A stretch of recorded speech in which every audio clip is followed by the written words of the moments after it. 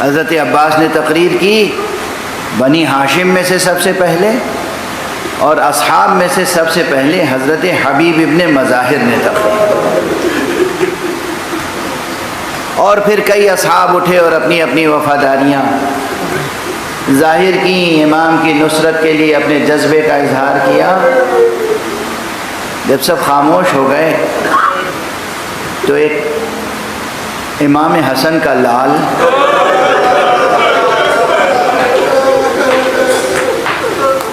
جو ابھی ظاہری طور پر بالغ بھی نہیں ہوا تھا،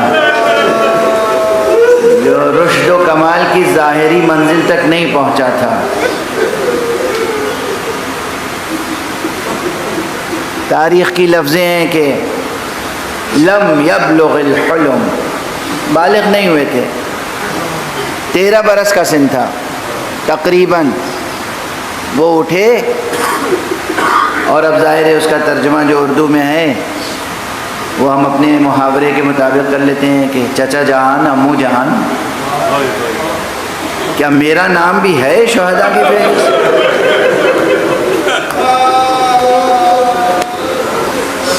دیکھیے سنتے ہی آپ بھی تڑپ گئے نا۔ آقا حسین نے ان بچوں کو جینے کے لیے پالا تھا،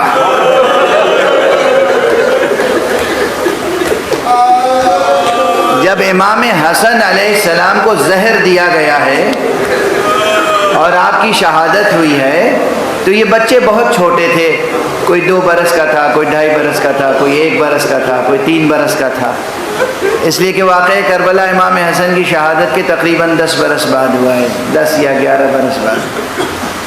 تو یہ بچے سب کے بارے میں آقا حسن نے امام حسین کو ذمہ داری دی تھی، اور اس کے بعد سے امام حسین ہی ان کے والد بھی تھے، ان کے بابا بھی تھے، والد کی جگہ۔ تو آقا حسین نے ان بچوں کو، بھتیجوں کو جینے کے لیے پالا تھا۔ جسے جینے کے لیے پالا ہے اور ابھی وہ بالغ بھی نہیں ہوا ہے، وہ پوچھ رہا ہے کہ امو جان میرا نام بھی مرنے والوں میں ہے یا نہیں؟ کیا گزر گئی آقا حسین کے دل پر؟ سماعت فرمائے، کہا ہاں بیٹا قاسم، پہلے یہ تو بتاؤ کہ موت تمہیں کیسی لگتی ہے؟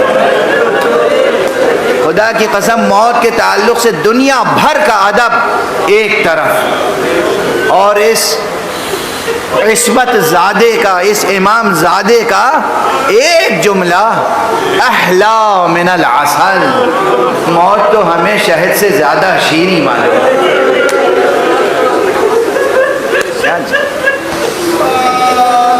کیا جملہ ہے! شب عاشور گزر گئی، صبح عاشور نمودار ہوئی، شب بھر جناب قاسم کو مادر گرامی جناب ام فروا نے بھی بہت سجایا، سنوارا، خوب پیار کیا، بار بار سینے سے لگایا، اور بس ایک ہی بات کہتی تھی، بیٹا کل امو جان پر بڑا سخت وقت پڑے گا، کل گھمسان کا رن پڑے گا، جناب بی بی فاطمہ زہرا کے سامنے شرمندگی نہ ہو۔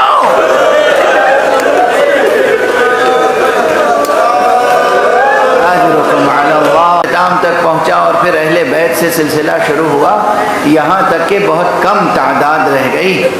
تو جناب ام فروا نے کہا، قاسم بیٹا، ہر ماں اپنے بچے کو موت سے بچانا چاہتی ہے، خطرات سے بچانا چاہتی ہے، لیکن یہ کربلا کی مائیں ہیں، بیٹا ابھی تک تم میدان میں نہیں گئے۔ جناب امام حسن کا یہ شاہزادہ تلوار حمائل کیے ہوئے اللہ کی خدمت میں آیا۔ اب یہ کتاب میں اگر میں نے خود نہ پڑھا ہوتا تو ہرگز میں ممبر سے نہ پڑھتا، لیکن نا میں مصائب میں بہت سی چیزیں مکرر پڑھتا ہوں، اس لیے کہ اور یہ واقعات ایسے ہیں، اس میں اتنی المناکی ہے، اتنی حقیقت ہے، اتنی واقعیت ہے کہ لاکھوں بار سنے تب بھی آنکھوں سے آنسو تھوڑی ہے، کوئی تاریخ کی داستان تھوڑی ہے۔ ارے یہ حسین کے گھرانے کا اعجاز ہے، ایک ایک جملہ دل و جگر کو چاک کر کے رکھ دیتا ہے۔ یہ چونکہ میری نگاہ سے گزرا ہے اس لیے عرض کر رہا ہوں، سب کو حسین رخصت کرتے تھے، لیکن چند افراد ایسے ہیں جنہیں خاص انداز سے رخصت کیا ہے، ان میں سے ایک قاسم ہے۔ جناب قاسم آئے ہیں تو پہلے تو کہا کہ بیٹا تم اپنے ماں کے لیے سہارا ہو، تمہیں کیسے بھی اشارہ کہا یہ ماہی نے تو کمر میں تلوار لگتا،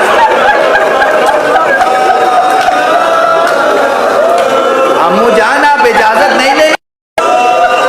روایت میں بھتیجے کو سینے سے لگایا اور اتنا گریہ کیا کہ ایک غش ہو گئی زمین پر، ایک طرف حسین ایک طرف قاسم۔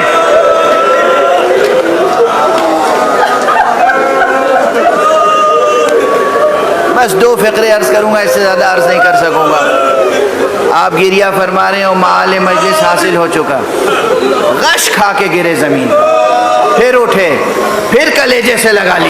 جناب قاسم گئے تو ان کے حسن کا عالم یہ تھا کہ فوج دشمن کے راوی نے کہا ہے ہمیں ایسا لگا جیسے چاند کا کوئی ٹکڑا آ رہا۔ جب میں ہمیشہ ایک ہی سوال کرتا ہوں، جب دشمن کی نظر، جب دشمن کی نظر کسی کو چاند جیسا، نگاہ میں کیسا ہوگا؟ قاسم نکلے، حسن کا یہ عالم ہے، اور سادگی کا کیا عالم ہے، معصومیت کا کیا عالم ہے۔ آپ کی نالین کا ایک تسمہ ٹوٹا ہوا تھا، ویسے ہی چلے گئے، ہلکا سا کرتا تھا، بدن پر کوئی زرہ نہیں تھی، بس ہلکا سا کرتا ہے، ایک نالین کا تسمہ ٹوٹا ہوا ہے، اور پھر بھی بے پناہ جنگ کی۔ بس اب وقت نہیں ہے کہ میں جنگ بیان کروں، دوسرے ذاکرین ماشاءاللہ شہر کراچی شہر ازاں ہے، مسلسل آپ یہ مصائب سن رہے ہیں۔ بے پناہ جنگ کی، داد شجاعت دی، بتایا، تاریخ میں درج کیا اس حقیقت کو کہ ابو طالب کے بچے، آل محمد کے بچے کیسے بہادر ہوتے ہیں، لیکن کب تک جنگ کرتے ہیں، اور پھر غداروں سے جنگ جو اصول جنگ کی رعایت بھی نہیں کرتے۔ جب حلقے میں آئے اور اس کے بعد پھر ایک پہلوان بطور خاص دشمن آگے بڑھا، قاسم کی زبان سے نکلا چچا جان مدد کو آئی۔